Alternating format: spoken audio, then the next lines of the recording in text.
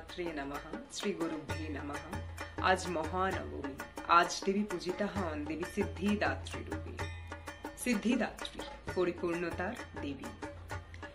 দেবী নবদুর্গার যাত্রার চূড়ান্ত রূপ, দৈবের সঙ্গে মিলনের এক অলৌকিক প্রমাণ।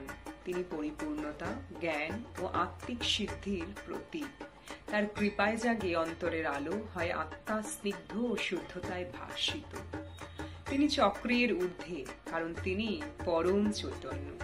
নীরব ধ্যানে তার রূপ ধরা দেয়। অনন্ত আকাশে প্রস্ফুটিত পদ্মের মতো দৈব আলোর সঙ্গে ঘটে আত্মার মিলন। তার কৃপায় আসে অন্তর্দৃষ্টি, আত্মিক উপহার ও ঈশ্বরের সঙ্গে সংযোগ। জাগে আত্ম উপলব্ধি, অন্তরের শক্তির অধিকার, জীবনের শ্রেষ্ঠ উদ্দেশ্যের সঙ্গে ঘটে সমন্বয়। তিনি সকল মৌলিক শক্তির মিলন, দৈবীয় পরিপূর্ণতার এক অনন্য প্রতিমা।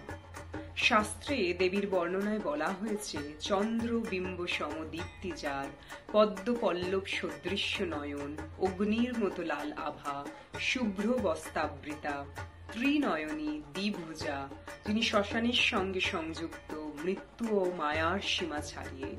আসুন এই শুভ মুহূর্তে আমরা দেবীর চরণে ভক্তি নিবেদন করি। তার কৃপায় জাগুক আমাদের অন্তরের আলো। ওম শ্রীমাত্রে নমঃ, শ্রী গুরুভ্যে নমঃ।